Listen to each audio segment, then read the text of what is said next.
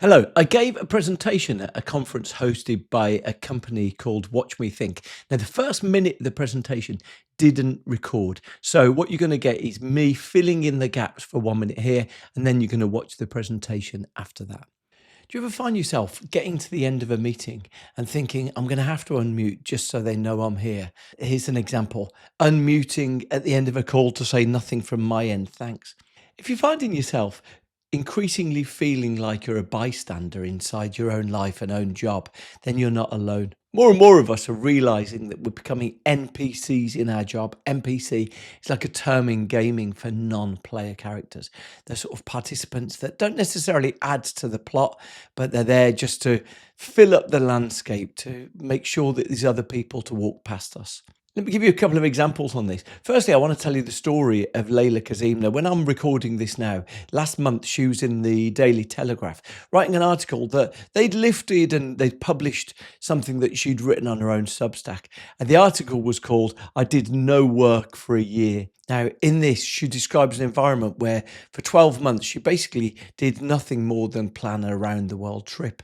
The sad part about it is that she got to the end of the year and she said no one had noticed. When she resigned, in fact, her boss at BMW said they were sorry to see her go. But Layla wasn't the only person who's finding that she's doing her job and it seems to have no effect. I'll give you another story, and here's how I think we're turning into NPCs. This story involved a flight from Chicago on a Sunday night. You might have seen it in your social media feeds a couple of years ago. Flight 3411, flying out of Chicago to Louisville. And if you've ever been on an internal flight in the US, there's this very stressful thing where every flight is overbooked. And you turn up and sometimes you see your name on a computer screen as someone who's not going to be getting on the flight. The issue this flight, United flight, had was that in addition to being overbooked, they also were moving 4 cabin crew to Louisville. And they found themselves in a situation where they offered an incentive, $200 plus an overnight hotel room. 3 people took it. They still had a couple of people to get off the flight. Now, the reason why you'll have seen it in your social media feeds is it kind of went a bit wrong. The guy they decided to take off the flight refused to get out of his seat. In fact, it became a bit indecorous. He hung on to the seat rest. He was dragged down the aisle. Look, and I know I've told you a lot of details. Let me break it down for you. Good news, bad news. Bad news, as he was dragged down the aisle, he lost 2 teeth. Good news, he was a dentist. Bad news, he sued United. Good news for him, he made $140 million. $140 million. And so they found themselves in a situation where they're like, how did that happen? How did that happen? Sunday night, nothing was meant to go wrong. It was decided that no one had permission to make a decision. No one on the flight, no one at the airline, no one at the airport could make a decision of what they did next. Right, so that's what I'm telling you. Work has turned us into non-player characters. But are we seeing any evidence of it in the data? But there's a great piece of work that's done by a guy called Alan Fedstead in Cardiff. And he's got a couple of collaborators. And he's been doing this 8-year survey looking into task discretion. So he asks the British workforce, do you have the freedom to choose what to do in your job? Goes back right back to 1992. In 1992, about 2/3 of British workers said they had the freedom to decide what to do in their job. He published the latest version last year. It's from 2024 data. 34% of Brits say that they've got freedom to choose what they do in their jobs. Now you might think, okay, I asked you before, are you a nothing from me? Or maybe you might not realise you're a non-player character. They don't tell you. They don't tell you. I turned up at a conference. I did a horrific event last year. I turned up. I was booked to do a conference for a pharmaceutical company. I turned up to do this. And amongst other things, they asked me to run this workshop on burnout. And so I thought I'd kick it off, get a few hands up. I asked people, who does more than 20 hours a week of meetings? Every hand went up. Who does more than 25 hours? A woman said, I'm going to stop you. We all do 40 hours a week of meetings. I was like, okay, right, great. Well, we've set a line in the sand. Let's work out how we can reduce it. She said, I'm going to stop you there. We're not going to reduce the amount of time we spend in meetings. In the room was the vice president for Europe of this pharmaceutical company and the vice president for Latin America, and they both nodded. Right, okay, they were non-player character VPs of this organisation. So, if you're trying to work out, are you a non-player character? I've got a little quiz for you. We're going to fill out the quiz, are you a non-player character? Okay. Do you cycle through repetitive, unconvincing dialogue? Nice weekend? How's that weather working out? Do you go, number 2, do you play no part in the plot of the story? Okay, nothing from me, big part. Is your life a series of repetitive loops? If you can answer yes to all those questions, you're very possibly finding yourself as a non-player character. And I think there's evidence of this in the data. You might have seen in April, Gallup published its global workforce report. Published this, you might have seen this before. It's a fascinating insight into lived experience of work for most people. Now, you might have seen in the data that it's a sort of famous thing that anyone want to hazard a guess? What % of the British workforce do you think are engaged with their job? Anyone? 20? Someone said 20 over there. 10% of the British workforce are engaged with their job. The only thing I ever find, and sort of misery loves company, the only comfort I ever find in this is sort of looking at the data. There's 170 countries in there, and it gives me great pride that we're not the lowest. The lowest, 6%, 4% actually in the most recent cycle, Italy. And I love chatting to, I've got an Italian friend, I tell him this data. I said 4% of Italians are engaged with their job, and he just nods and goes, yeah, that sounds about right. The interesting thing about this data is that they publish a whole sort of breakdown of it. 10% of British workforce engaged. And by the way, I know what you're going to say. Oh, it's much higher at our workforce. We run our own surveys and the number's much higher. Yes, of course the number's much higher. Because if the HR director came and said 10% of this lot are engaged, the HR director would be changed, right? Okay, Goodwin's rule. Any metric that becomes a target ceases to be a good metric. So these things get changed. But the thing I love in this is that when we look at actively disengaged, 14% of British workers are actively disengaged. When you leave here today, and maybe you get on the tube, you get on the bus, you head home, there were more people who came into the office today to bring about the downfall of their organisation. Che Guevara with Gmail coming in to try and destroy the company than there were to actively bring. So where does that leave everyone else? Well, it leaves about 3/4 of the workforce are what Gallup call passively disengaged, what I call non-player characters. There's a huge part of the workforce that believe that we can't have any impact on our jobs. We're merely there to try and sort of look friendly, to get through the working week. What would be contributing to these things? Well, firstly, worth looking at some of the trends. Even though the Daily Telegraph might suggest that the big change in work over the last few years is where we do work, actually the big change in work over the last 10 years has been the amount of time we spend in meetings. And I love this. I mentioned that I tried to get the pharmaceutical company to reflect on this. I was working with another company about 3 weeks ago. And I said, I was talking about the idea of meeting 3 days or the idea of trying to reduce the amount of time in meetings. And the guy said to me, yeah, I don't think that would work around here because how would I know people are doing their jobs? I find this absolutely fascinating. The only proof he will have that someone is working is watching them not work. I call this Schrodinger's Teams jockey. Effectively, it's staring at you. Only watching someone can convince him that they're playing an economic role. It's an interesting thing. If you use Teams at work, you'll have noticed that they've changed it recently. This tweet sort of summarizes it. Whatever Microsoft engineer decided to make the Teams status indicator change from green to yellow after 2 minutes in activity, come here, I just want to talk. The Teams panopticon is the idea that I'm just going to ensure that you are active at your desktop at any moment.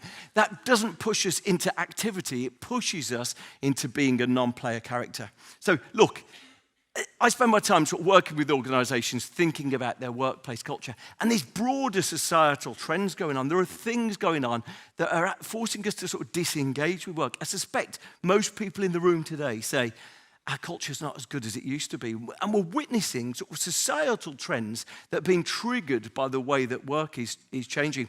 It's not just about the remote or the hybrid debate. There are broader things going on, and sort of we're having ripple effects of the disengagement with work, the disconnection is having a sort of an overall effect in culture. Something else that sort of plays a part along the way is we're spending more alone time. Humans are spending more alone time, which is not just related to that idea of where we do our work, but we're finding ourselves becoming more introverted, more disconnected, and it's having an impact on what we get from being part of a team and how we work inside organizations. The reason why I think all of this matters is it's been mentioned by a couple of people in the course of the day today, but it's a second order effect of the way that AI is going to impact our work. There's an interesting thing. A lot of people, we find ourselves whether we're planning a trip or we're planning a big meal or we're doing something, we go straight to a prompt box and we drop in a prompt. And of course, it's becoming a more and more common thing. And as the output of AI gets better, it's becoming a more habitual pattern of how we do it. The Microsoft every year publishes a report called the Work Trends Index.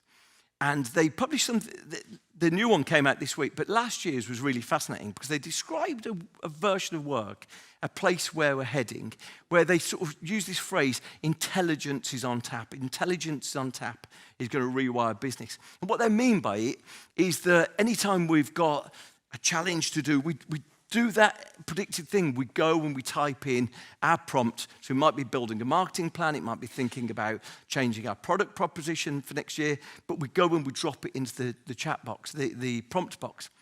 The challenge of that is that most of us work in competitive environments. And if we go and drop in our challenge in that prompt box, then I've got no doubt that our competitors are doing the same.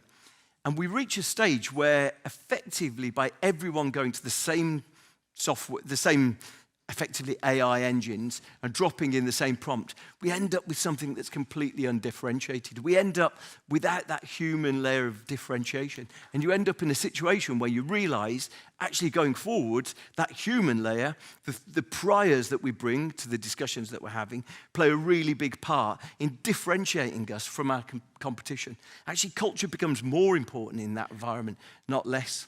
So look, I've got two solutions for you. And I promise you, both of these are going to be highly effective for you. So there's a split in the road, and you can choose either of these, and both of these represent a good solution. The first one is absurdism. And what I mean by that is finding everything in life slightly funny rather than slightly annoying. This is an incredible coping strategy. If you've been turned into a non-player character, finding the humor in everything around you is a pretty effective way to get through the working week. So that's the solution number one.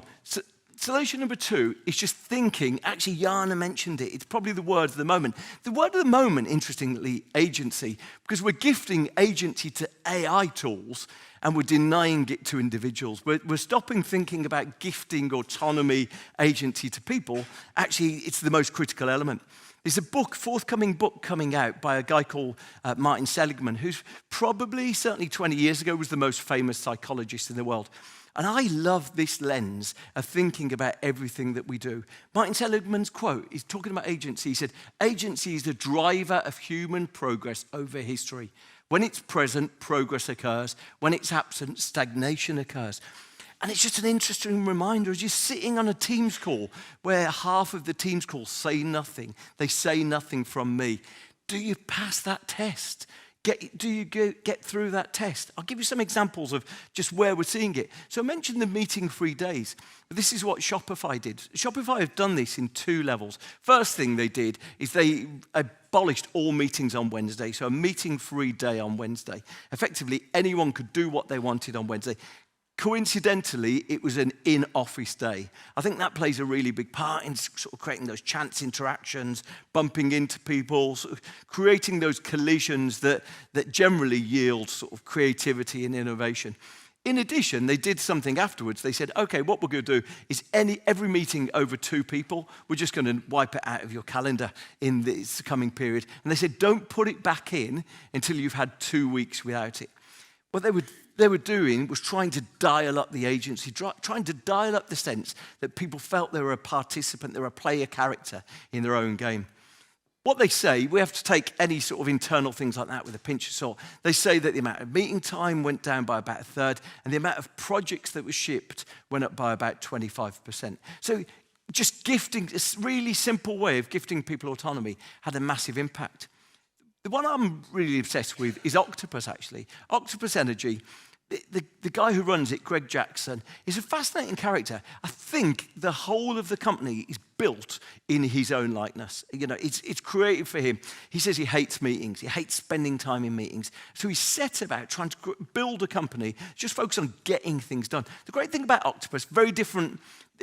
They've silently, by the way, become the UK's top energy supplier, domestic energy supplier. Gradually, maybe without anyone noticing, they've become the #1 domestic energy supplier. It's really interesting. Their whole model, if you get emails from Octopus, you reply to it, it will go immediately to a person, someone will reply to you. Every single person you deal with on the phone at Octopus can write off your entire bill. There's no asking to speak to a manager. There's no trying to get your call escalated. There's no trying to get something resolved. Every single person knows the business model, knows the cost to the company of writing something off, but they also know they can sort of judge if this is something that needs an extra bit of care of attention. If their culture is one thing, their culture is autonomy, their culture is agency, and they're really obsessed with giving everyone in the business it. I love it. And the thing is, the great thing about agency, the great thing about autonomy, is that it's the sort of thing that when we deal with any company, it's the sort of thing we want, even if it's an illusion. The one thing people always talk about, Five Guys, you go into Five Guys, the person who serves you pours some extra French fries in the bag. And of course, that's like a dog shaking hands. That is just a learned trick that they all do. But you feel like someone's on your side. And when we find ourselves anywhere, whether it's dealing with airport staff, hotel staff, we kind of want them to show some autonomy, some agency to us. We hate it when, like that United Airlines flight, when people just can't do what seems human and possible. Final thing I'll show you is just a classic example of that. You probably know this example well. It's the example of Ritz-Carlton. Really simple. They realized it's almost work out where you're going to end up and get there quicker.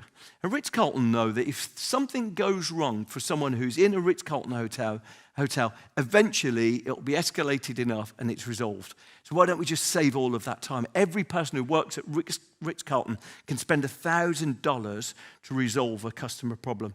Just gifting agency back to people, enabling everyone to make a decision. So look, we're in an environment right now where the whole of work, whether we recognize it or not, has turned a lot of us into non-player characters. It's effectively taken any sense of control away from us. Look, here's what I'd say to you. Next time you're in a meeting, next time you're in an environment and you're surrounded with BS and you're wondering what on earth's going on, you've got a choice there and then. If you catch someone's eye and they smile, you know what they've chosen. They've chosen the absurdism path. But most of us, if we've got our own agency, then thinking about how we can free the people around us can be the most important next step. Thank you. Brilliant.